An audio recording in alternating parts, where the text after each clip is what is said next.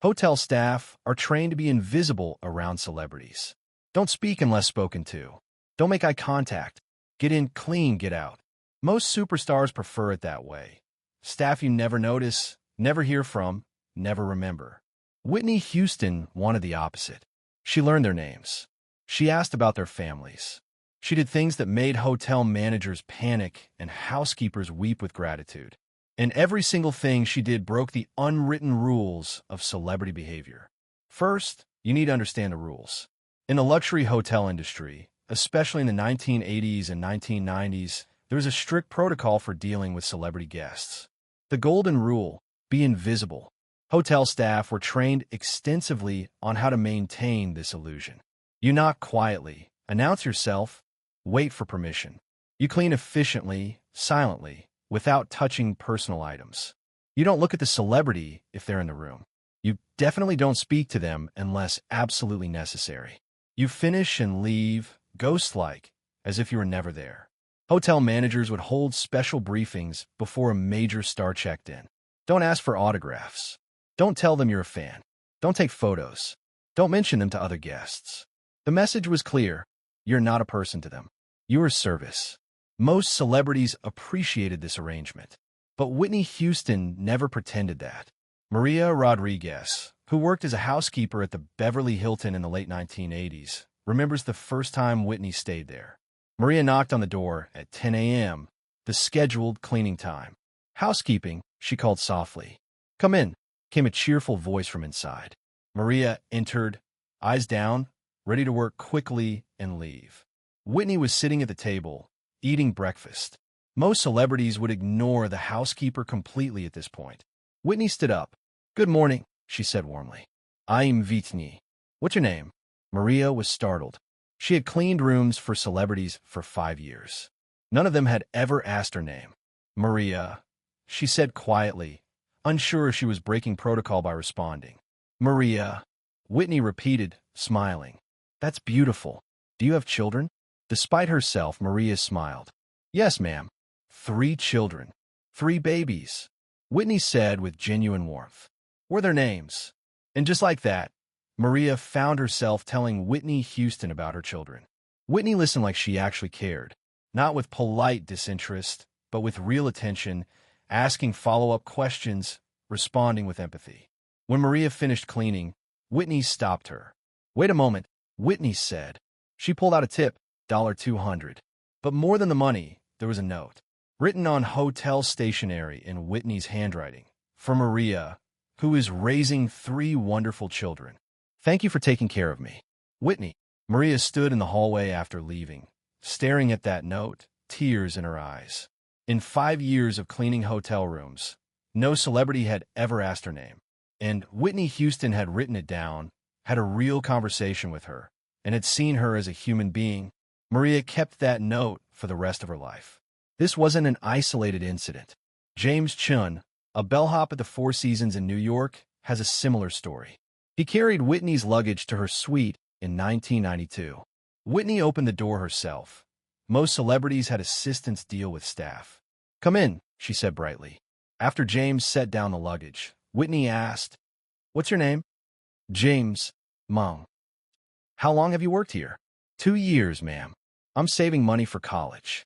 Whitney's face lit up. "College? That's wonderful. What do you want to study?" "Architecture," James said, surprised to find himself having this conversation. For the next 10 minutes, James talked to Whitney Houston about architecture, about his dreams of designing buildings that would last for generations, about the scholarship he was applying for. Whitney listened to all of it with genuine interest. When James left, Whitney gave him a tip, $150, far more than standard. But again, it came with a note. "James, follow your dreams. The world needs more beautiful buildings. Keep working hard." Whitney. James went on to become an architect. He kept Whitney's note in his wallet through all of college. On hard days, he would take out that note and remember that Whitney Houston had believed in him. Sarah Thompson, who worked room service at the Ritz-Carlton in Atlanta, delivered Whitney's dinner one evening around 11 p.m. Whitney opened the door, still in her stage clothes, clearly exhausted from her concert. Come in, Whitney said. "Oh, thank goodness, I'm starving." As Sarah prepared to leave, Whitney stopped her. Wait, I ordered 2 desserts. I can't eat both. Would you like one? Sarah was stunned. Ma'am, I couldn't. Please, Whitney said. Sit down for a minute. You've been working all night, right? The night shift is hard. Sarah, not knowing what else to do, sat down. Whitney served her a piece of chocolate cake.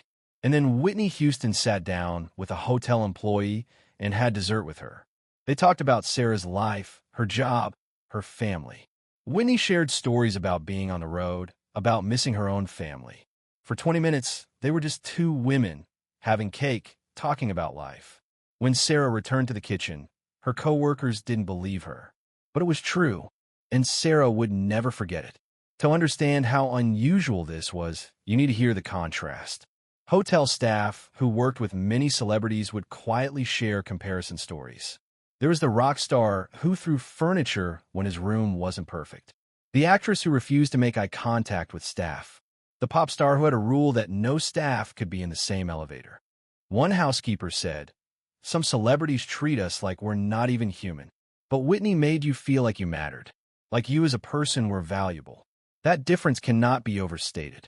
Where did this come from?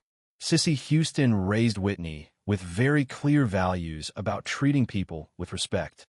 Everyone, regardless of their job or social status, deserved dignity. Whitney was raised in Newark, New Jersey, in a working-class neighborhood. She saw her mother work multiple jobs to support the family. She understood that hard work comes in many forms. That dignity isn't determined by your job title. That everyone deserves respect. There was also Whitney's faith. Raised in the church, Whitney heard countless sermons about serving others. These weren't abstract concepts for Whitney. They were lived values. A housekeeper named Gloria, working a Los Angeles hotel in 1994, was going through a difficult time. Her husband had lost his job, her daughter was sick, and she was working double shifts to make ends meet. When Gloria came to clean Whitney's room, Whitney took one look at her and said, "Are you okay? You look tired." That simple question undid Gloria. She started crying. Whitney sat her down and listened. Gloria told her everything: the job loss, the medical bills, the fear. Whitney listened to all of it. Then she said, "Would it be okay if I prayed with you?" And Whitney Houston got down on her knees in that hotel room and prayed with a housekeeper she'd just met. She prayed for Gloria's husband's job situation. She prayed for her daughter's health. She prayed for strength and peace. When they finished, both women were crying. Whitney hugged Gloria and said, "God's got you. He hasn't forgotten you." Then Whitney gave Gloria a tip that was large enough to cover 2 months of her daughter's medical bills. Gloria told this story at her church the following Sunday. That wasn't a celebrity being charitable, Gloria said. That was a sister in Christ showing love. That's who Whitney was. The generosity went beyond tips and kind words. A valet at a Chicago hotel wanted to be a mechanic and open his own shop. Whitney talked to him about his plans, encouraged him, and when she left, she gave him a tip with a note: "For your shop. It's going to be great." It was $500. Thomas, a night security guard in Miami hotel, worked the midnight shift. One night around 2 a.m., he was making his rounds when he heard music from Whitney's suite. He knocked to check on the noise. Whitney opened the door, wrapped in a robe. "Oh, I'm so sorry. Was I being too loud? I couldn't sleep, and I was just practicing." "No, ma'am, you're fine. I just needed to check." "Wait," Whitney said. "Are you here all night by yourself?" "Yes, ma'am. Midnight to 8 a.m. "That must be lonely," Whitney said with genuine concern. "Come in for a minute." I was about to make some tea. For the next 20 minutes, Thomas sat in Whitney Houston's hotel suite drinking tea. He told her about his daughter who was starting college, about how he worked nights so he could afford her tuition, about his pride in her academic achievements. "Your daughter is lucky to have a father who works so hard for her," Whitney said. "What's she studying?" "Pre-med," Thomas said proudly. "She wants to be a doctor." "That's beautiful," Whitney said. "You must be so proud." When Thomas left, Whitney gave him $300 with a note: "For your daughter's education. She's going to be an amazing doctor." Thomas kept that note in his wallet. Years later, when his daughter graduated from medical school, he framed it and gave it to her. She still has it in her office, telling patients it reminds her that kindness can come from unexpected places. Hotel managers initially worried about Whitney's behavior. Robert Klein, who managed the Plaza Hotel in New York, admitted in a later interview that Whitney's kindness made him nervous. "We had protocols," he explained. "Protocols designed to protect both the celebrity and the staff. When I heard that Whitney was inviting housekeepers to sit and chat, I was concerned," he continued. But Whitney's assistant just laughed. "Good luck getting Whitney to change," the assistant said. "She's going to treat people the way she was raised to. Whitney's going to be Whitney." And that was exactly what happened. Whitney continued to break the rules. She would help housekeepers make beds. She would remember names of staff from previous stays. She would ask about people specifically. "Is Maria working today? I wanted to say hello." This level of consideration was almost unheard of. Several of Whitney's backup singers shared that her treatment of staff became a teaching moment for them. One backup singer recalled, "Early in my career, I was young and getting my first taste of success. I wasn't nice to hotel staff. I was treating them like servants." Whitney pulled me aside and said, "Can I talk to you about something?" She wasn't angry, but she was serious. She said, "I noticed how you talked to the housekeeper yesterday. That's not who we are. That's not how we treat people." She reminded me that we were all working-class kids who had been blessed with opportunities. She said, "Never forget that you could be that housekeeper. Your mama could be that housekeeper. Treat people how you'd want your mama treated." "That conversation changed me," the singer said. "I've never forgotten it. This is leadership, not just practicing kindness yourself, but encouraging it in others." Whitney didn't just act with grace, she inspired it. There's one more story that captures Whitney's character perfectly. A hotel manager named David worked at a Houston hotel in 1995. A local charity was holding a fundraiser for homeless families at the hotel. Whitney was staying there during a concert tour. David mentioned the fundraiser to Whitney's assistant, thinking maybe Whitney would make a donation. Instead, Whitney asked if she could attend. "It's not a fancy event," David warned. "Just local people trying to help families in need." "That's exactly the kind of event I want to attend," Whitney said. Whitney showed up to the fundraiser. She didn't perform or make a speech. She just attended as a guest, talking to organizers, meeting families. David saw Whitney in conversation with a woman who had recently escaped domestic violence. They talked for over half an hour. Whitney hugged her, prayed with her, and later made a substantial donation to help the woman get back on her feet. But Whitney never publicized any of this. No press release, no photos for the media, just quiet kindness offered freely. When David thanked Whitney for attending, she said something he never forgot. "That woman has more courage than I'll ever need. The least I can do is show up."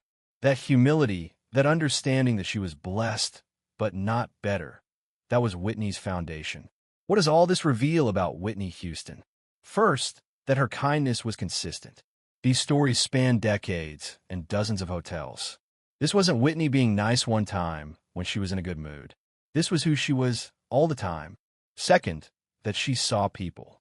In a world that encourages us to look past service workers, Whitney insisted on seeing their humanity. She asked names, learned stories, remembered details. Third, that she understood dignity. Whitney knew that a person's worth isn't determined by their job. The housekeeper is just as valuable as the celebrity. Whitney honored that. Fourth, that generosity costs nothing and means everything. The time Whitney spent talking to staff didn't cost her anything except time. And yet it changed lives. When Whitney Houston died in 2012, tributes came from everywhere. But some of the most moving tributes came from people the public never heard about. Hotel staff who wanted to share their stories about her kindness.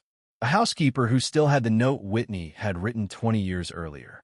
A bellhop who credited Whitney's encouragement with giving him confidence to pursue his dreams. A room service worker who said Whitney's prayer had come at exactly the moment she needed it. One former hotel worker said it best, "Celebrities come and go. Most of them you forget about. But Whitney, everyone who met Whitney remembers her. Not because she was famous, because she was kind." That's a legacy worth celebrating. Not just the music, not just the voice, not just the awards, but the human kindness, the small moments of connection, the dignity extended to people society often overlooks, the insistence on treating everyone with respect. In breaking the unwritten rules of celebrity behavior, Whitney revealed something profound. She showed us that success doesn't require arrogance, that fame doesn't require distance, that being at the top doesn't mean looking down on anyone. Real greatness includes everyone. Real confidence needs no one to be small. Real dignity honors dignity in others. Hotel staff around the world who encountered Whitney didn't just meet a celebrity. They met someone who saw them, valued them, and reminded them of their own worth. Whitney Houston broke every rule of celebrity behavior. And in doing so, she showed us what human behavior should look like. Not just for celebrities, for all of us. How often do we walk past service workers without really seeing them? How often do we forget to say thank you? How often do we treat people's kindness as something we're entitled to? Whitney's example challenges us to do better, to see people, to learn names, to ask questions, to be generous, to be kind, not because it's required, but because it's right. In hotel rooms across America, there are people who carry Whitney's kindness with them every day. The notes she wrote, the conversation she had, the dignity she extended. These moments weren't captured by cameras. They were just kindness offered freely, one person to another. But they changed lives. They reminded people of their value. They showed people that greatness includes everyone. That's Whitney Houston's real legacy. Not just the incomparable voice or the record-breaking albums, but the countless small moments of kindness that touched lives. The housekeeper who felt seen, the bellhop who pursued his dreams, the worker who remembered that prayer, the countless people who were treated with dignity when they expected to be ignored.